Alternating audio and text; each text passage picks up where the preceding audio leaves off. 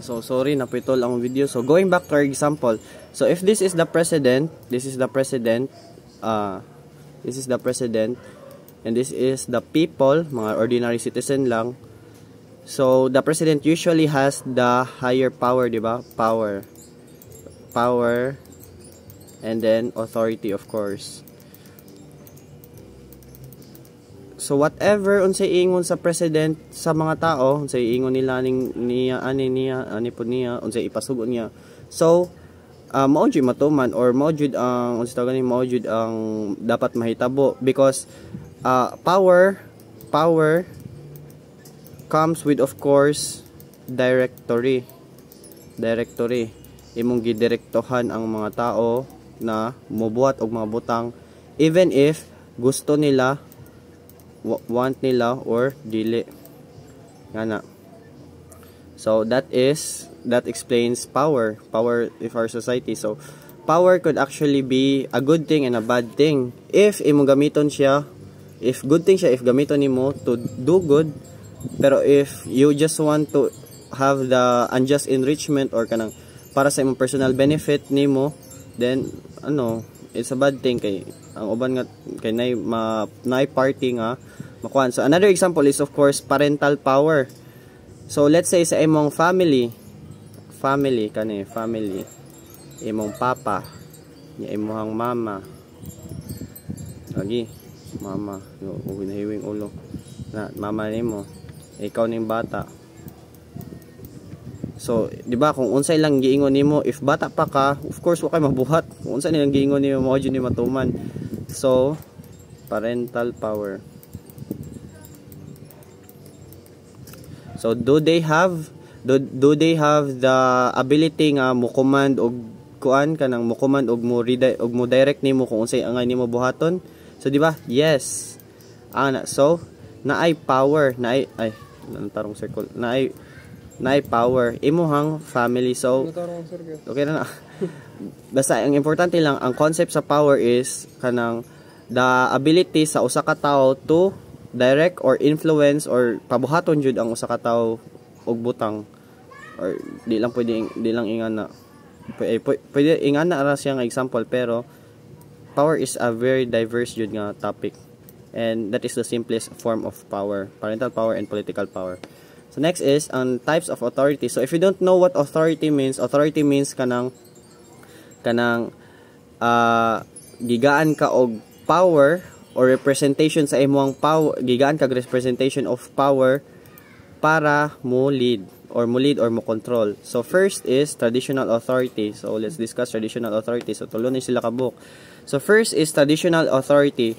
Traditional authority is a power or authority that is handed out through traditional means. Is a power of authority that is handed out through traditional means such as anointment, inheritance, and other customs. So actually, traditional authority is very easy to understand. Traditional authority is easy to understand because this is very evident to countries such as North Korea,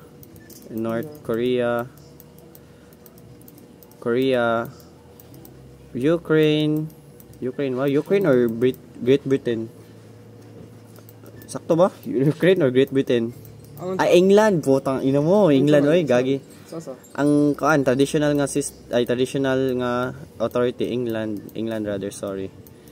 England. For example,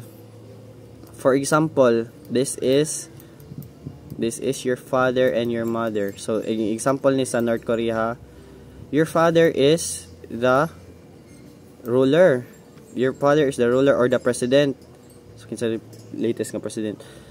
So kana imong papa is the president. So there is a tendency nga ikaw ilang anak ma-pass down niya ang authority to become the president or leader nimo. So when the time comes nga mudako na ka or 18 plus baka or unsa pa na diha. So there is a tendency nga ang rightful power is maimuha jud.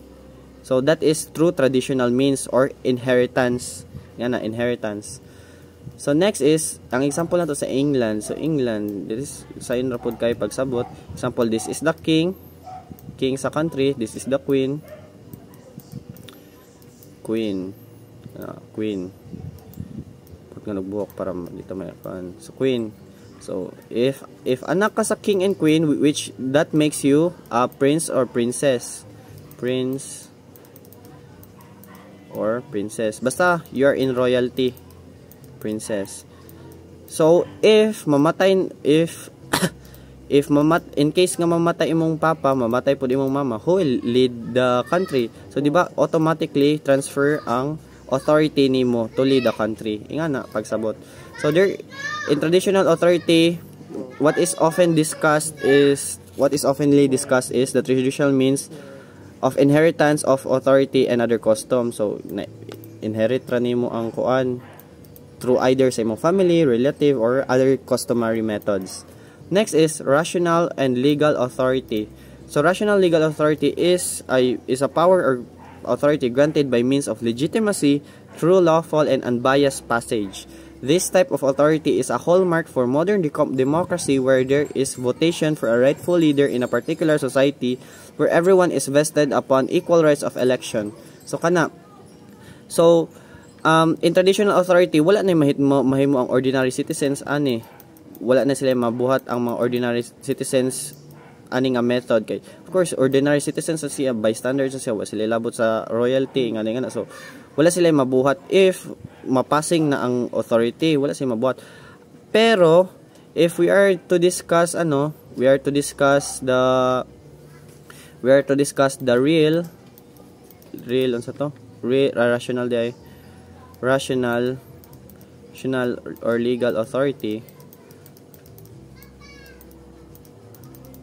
rational or legal authority, then this means that kaning nga type of authority is given through law or unbiased means.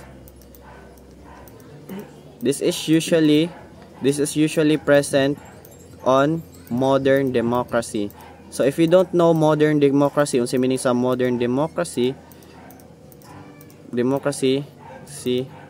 this is usually associated with the word freedom. Kana. So in a democracy, everyone has the right, everyone kay na ay right to example voting, everyone has the right to vote kung kinsay they think who is the suitable leader, and that encompasses rational or legal authority. So if naatay if example kita citizen say lang dagan ta nga citizen, tapos if we were to choose one of the candidates 1, 2, 3. So if we were to vote candidate for president, tapos atong gi-vote is number 2, then it shows our freedom to vote. Freedom to vote. Yan mo fireworks, kagot yun nasa kana. So freedom to vote, freedom of rights, freedom basta na kay the citizens are given the freedom to choose asa i-pass down ang authority ingana. Kung kinsa nila gusto i-pass down ang authority ingana through legal means such as voting kana. So that is rational and legal appointment by my power. Traditional na siya, traditional. And lastly is the charismatic authority kani. This is very common especially sa atong eskwelahan. So let's say for example kani natay duha ka tao. Kani nga tao is gwapo. Kani nga tao is batignaw. Kana. If papilion ni ang mga tao o kinsay gusto ilang i-leader, unsay tendency nga ilang pilion ang batignaw kaysa sa gwapo. So di ba usually these people would vote for the gwapo to be the rightful leader or someone nga ihatag ang authority. So basa na tong meaning again. Charismatic authority is authority given to exceptional individuals with extraordinary observable abilities which ultimately sways people. I-cover ang word nga sways people to be followers of the same. So if papilion ka nga kinsa imong kinsa imuhang pilion as a leader or gaan nimog authority, di ba syempre imong pilion is the people with the more charisma.